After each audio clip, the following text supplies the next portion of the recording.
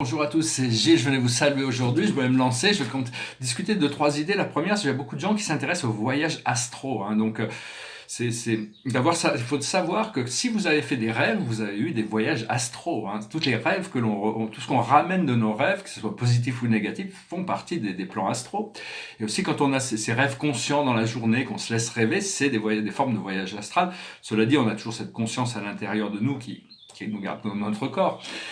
Par contre, j'ai écrit un livre, je l'ai mis dessous dans le 5e chapitre, ça explique un procédé qui est prouvé, qui fonctionne pour pouvoir voyager au-delà des plans astro, dans les plans supérieurs. Seulement, il faut être en groupe. C'est beaucoup plus facile au début quand on se réunit avec une même intentionnalité, de se réunir pour créer un véhicule qui est fait de l'énergie collective, avec une intention collective de se déplacer dans une dimension supérieure. Cela dit, si vous voulez faire des voyages astro, je vous recommande une chose très importante, c'est avant de partir, appelez vos guides, et appelez votre ange gardien, bien-aimé guide, bien-aimé ange gardien. Je vous remercie de m'accompagner durant ces voyages pour faire que cette expérience soit plaisante, agréable et une signification profonde pour moi, où je vais faire des découvertes qui augmentent la qualité de mon expérience et de ma vie. C'est juste une invocation, mais enfin, invoquez la présence de vos guides et ayez l'intention de vous projeter dans la 5e dimension, parce que même si au moins dans la 5e dimension, parce que même si vous ne l'atteignez pas, vous allez tomber dans un sous-plan de la 5e dimension, où vous aurez cette expérience qui sera essentiellement dans le haut de la 4e dimension. Parce que si vous ne mettez pas cette intention, vous pouvez très bien vous retrouver dans un cauchemar. Les plans astro, il y a tout l'enfer aussi dans les plans astro. Et soyez clair dans votre intention avant de partir, avant de faire ces voyages. Et puis, même si vous n'avez pas trop d'expérience, il faut déjà y croire au départ. Si on n'y croit pas, on ne peut pas. Enfin, je veux dire, la conscience reste bloquée. Donc, sachez que vous pouvez voyager dans ces plans astro. Si vous avez eu un rêve, c'est que vous êtes capable de voyager dans les plans astro. Et donc c'est juste une question d'accepter que c'est possible au départ. Après je vais discuter de 2-3 autres idées. De toute manière, je veux dire, la communication avec les extraterrestres se fait déjà. Et ces extraterrestres, il y en a partout dans l'univers. C'est la vie, tout l'univers fait association avec la vie. C'est pas juste une planète et la nôtre, parce qu'on est dans notre aquarium avec nos petits poissons là. Non, l'océan n'existe pas. Enfin bon, ça y est, on va se réconcilier avec tout ça. Et donc savoir que il y a toutes sortes de messages canalisés. Il y en a qui sont plus purs que d'autres. Il y en a où les égos interfèrent, mais il y en a qui sont très directs, où des extraterrestres ou des archanges arrivent à communiquer directement des messages de sagesse. Il y a un extraterrestre qui s'appelle Bachar, qui est un expert du premier contact, qui a été envoyé ici, qui communique depuis des années. Il est très drôle, écoutez-le, il doit y avoir des messages traduits en français. Il appartient à une civilisation qui s'appelle les Asessani. Ils sont en haut de la 4e, ils viennent juste de monter en bas de la 5e. Donc c'est des êtres qui ont beaucoup de sagesse, c'est des êtres hybrides mais positifs. Et donc... alors je veux dire, il y a toutes sortes de révélations qui vont sortir, certaines qui ne sont pas forcément agréables à entendre. Mais savoir que plein de gens qui travaillent pour les forces sombres sont manipulés, ils ont été obligés, donc il ne faut pas être trop sévère dans nos jugements. Euh, et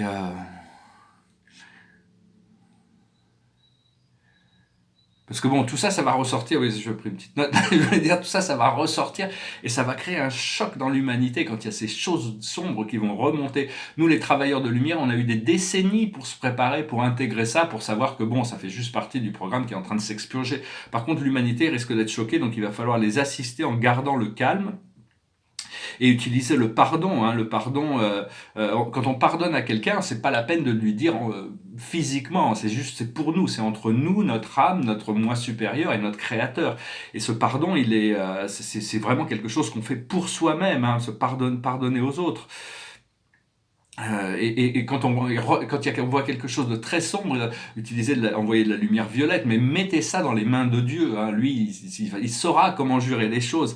Ça veut dire lâcher prise, remettre ça dans les mains d'une autorité supérieure. Ça veut pas dire je sais pas, je me laisse abuser parce que je sais pas. Ou remettez ça dans les mains de Dieu et c'est pas comme accepter ou valider ces choses négatives. Ça veut dire vraiment d'accepter d'être victime ou accepter d'être abusé. C'est vraiment remettre ça dans les mains de Dieu, et c'est savoir que Dieu va pouvoir gérer les choses de manière intelligente grâce à votre intention. Tout part de l'intention au départ, c'est-à-dire intention d'amour et d'unité plutôt que l'intention de peur et de séparation. C'est quelque chose dans lequel on doit travailler. Les peurs sont nécessaires de toute manière pour pouvoir nous permettre c'est des sortes de tremplins quand on arrive à passer par-dessus.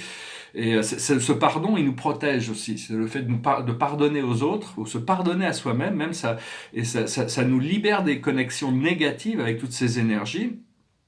Et ça ne veut pas dire qu'il faut accepter les mauvaises dispositions, les mauvaises intentions des autres, mais enfin on doit leur pardonner tout en se protégeant pour pas avoir à répéter les mêmes cycles. Et offrir de la clémence, hein, recevoir de la clémence. Au plus on donne de la clémence, au plus on peut en recevoir. Hein, c'est un petit peu comme de l'amour. Au plus on en donne, au plus on en reçoit. Au plus la lumière, au plus on en donne, au plus on la reçoit. C'est comme ça que l'univers fonctionne. Et parce que n'importe qui a été, peu importe le niveau d'obscurité qu'il peut y avoir à partir qu'on a pu faire ou que d'autres ont pu faire, ouais, il y a des gens on n'est pas tous dans le même cycle, de manière, on n'a pas tous le même passé, on n'a pas passé karmique, on n'a pas tous la même mission terrestre, on n'a pas tous la même destinée immédiate, même si avant la destinée, après l'origine, avant l'origine et après la destinée, on vient tous de Dieu. C'est un long chemin. Et donc, ce qu'il faut savoir, c'est que n'importe qui, peu importe ce qu'ils ont fait, s'ils se repentissent et qu'ils acceptent d'arrêter de faire ces choses négatives, ils peuvent être pardonnés, réintégrés. Hein, c'est-à-dire, c'est juste des moutons qui se sont perdus. Hein, donc, il y a beaucoup de réintégration qui vont se faire pour ceux qui sont réintégrables. Il y en a qui sont au-delà de la rédemption. Hein, mais ça, c'est à l'univers de gérer. Ce ne sera pas aux hommes de gérer ça. Il y a certaines âmes qui sont parties dans des choses tellement sombres qui sont au-delà de la rédemption. Mais bon, ou même des reptiliens, tous ces gens qui tirent les ficelles, qui sont tellement déconnectés, ils n'ont pas d'âme réellement, hein, ils sont tellement déconnectés de l'âme, ça va être très difficile. Par contre, il y en a d'autres qui cherchent à venir, à réintégrer les émotions pour développer un corps de lumière et se libérer aussi, c'est pour ça qu'ils sont sur Terre. On va du 16 au 24, il y a tout ce portail qui va s'ouvrir parce que le soleil traverse les Pléiades, hein, à la fin du Taureau, au début du Gémeaux.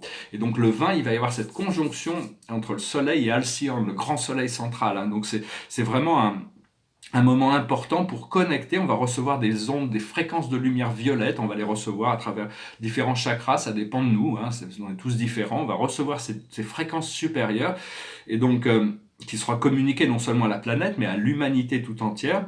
Les Pléiades sont nos cousins les plus proches. Hein, c'est vraiment c'est eux qui nous ressemblent le plus d'un point de vue génétique. Ils ont interféré un petit peu avec l'évolution humaine, donc on a une partie de leur génétique. Ce sont des grands guérisseurs. Il y a des centaines de mondes habités aux Pléiades. Hein, c'est un grand monde.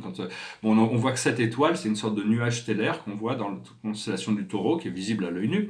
Par contre, à chaque fois que j'ai été là-bas, j'ai vu ça comme des centaines de systèmes, et des milliers de systèmes. C'est très très vaste. C'est une sorte de grande molécule, toutes connectées et tout ça.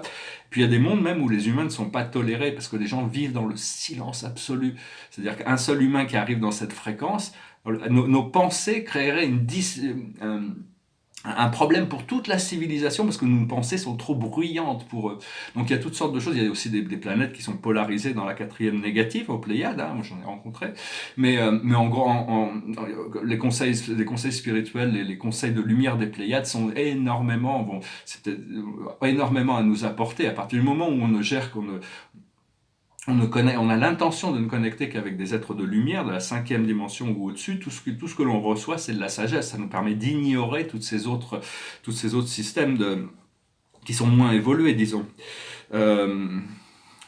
Demandez à vos guides de vous montrer, hein, de vous montrer votre lumière, parce que en ouvrant notre 3e œil, tout est révélé dans notre 3e œil. C'est comme un espace, ce 3e œil. C'est un espace, c'est un univers tout entier. Chaque chakra est un univers tout entier, mais le siège de la conscience au centre du cerveau est très important.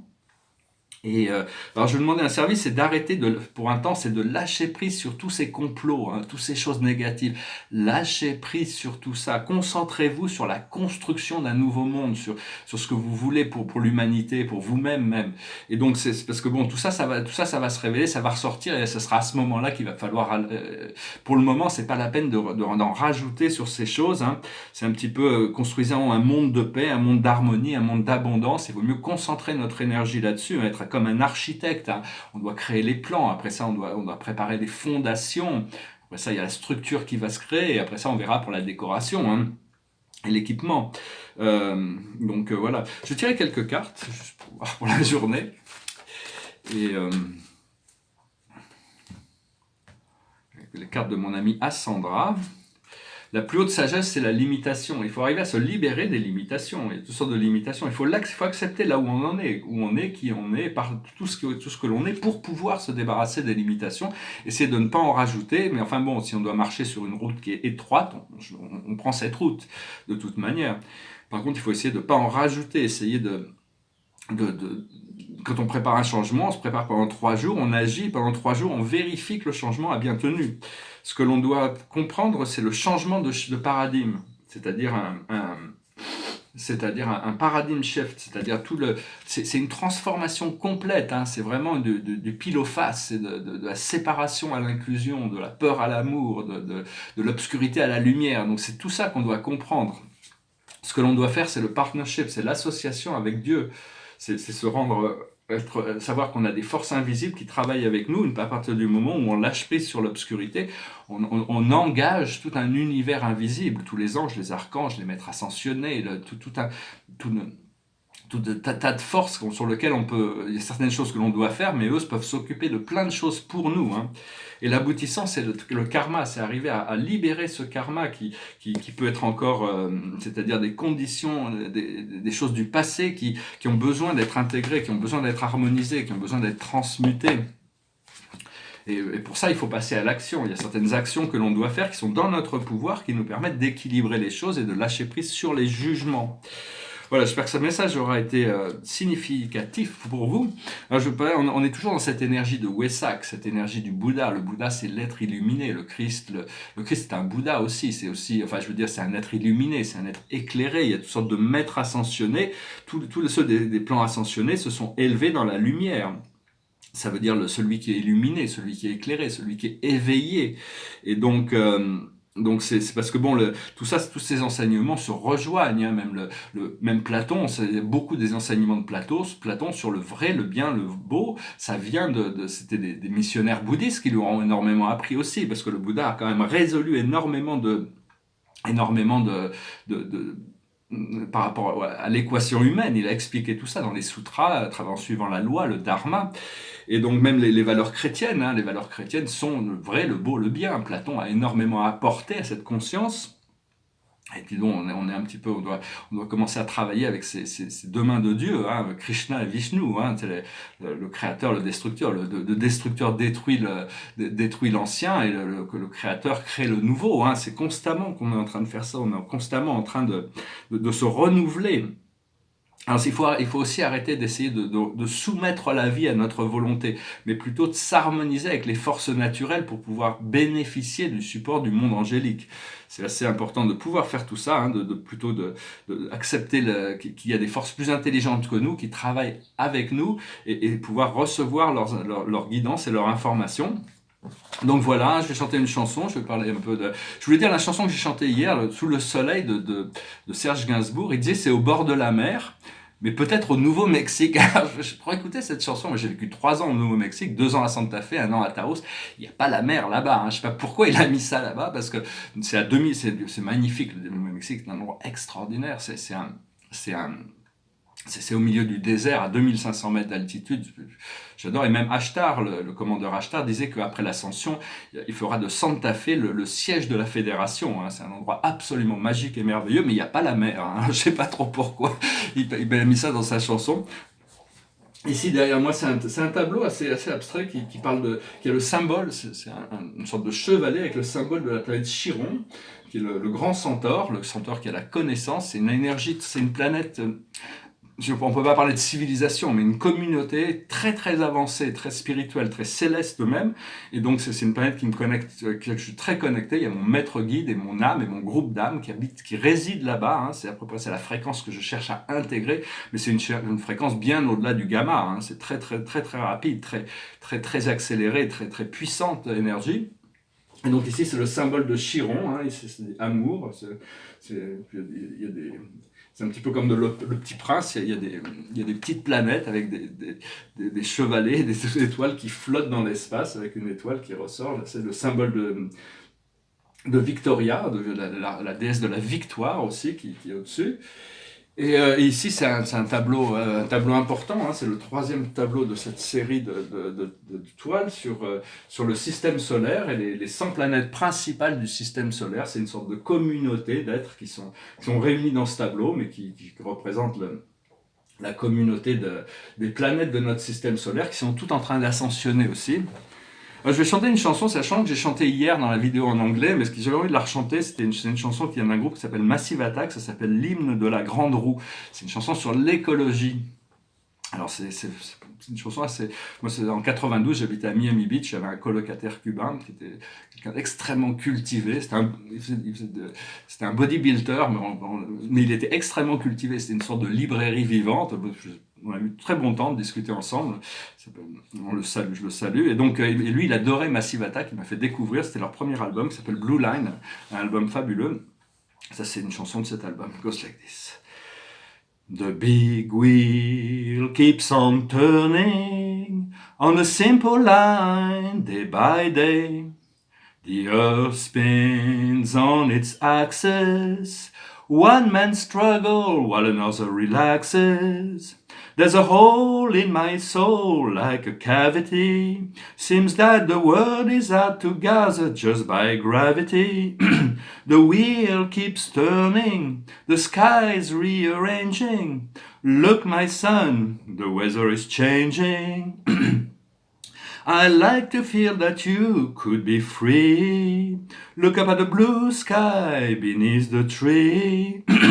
Sometime again you'll turn green and the sea turns red. My son, I say, the power of reflection over my head. The big wheel keeps on turning on a simple line day by day.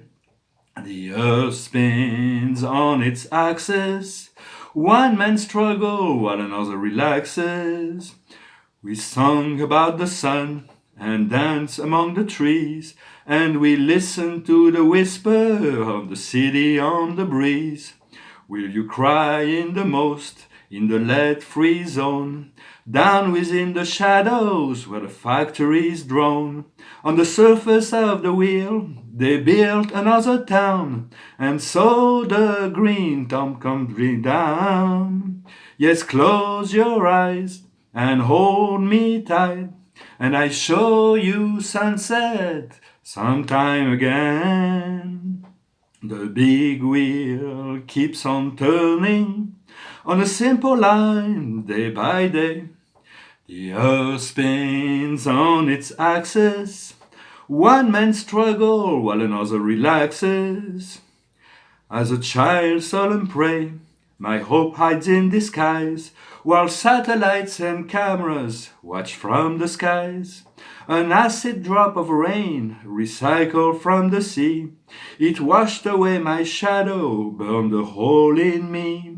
And all the king's men cannot put back together, but the ghetto sun will nourish life and mend my soul sometime again. The big wheel keeps on turning on a simple line day by day.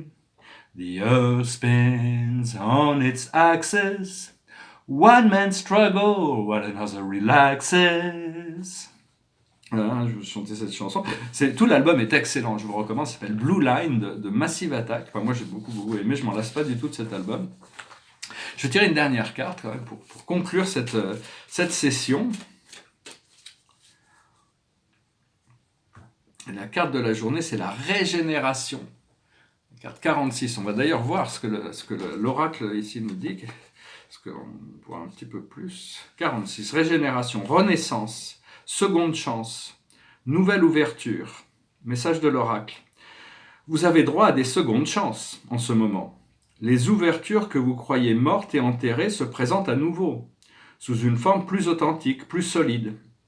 Ce que vous avez peut-être perçu comme un échec ou une perte est maintenant remplacé par quelque chose de mieux et plus puissant. Cette renaissance est assurée. Embrassez votre nouvelle vie, votre destin s'accomplit de manière merveilleuse. Voilà, hein. Donc sur ces bons mots, je vous souhaite une excellente journée. Je vous remercie d'aimer, de partager, de commenter, de souscrire. Je vous dis à bientôt, namasté.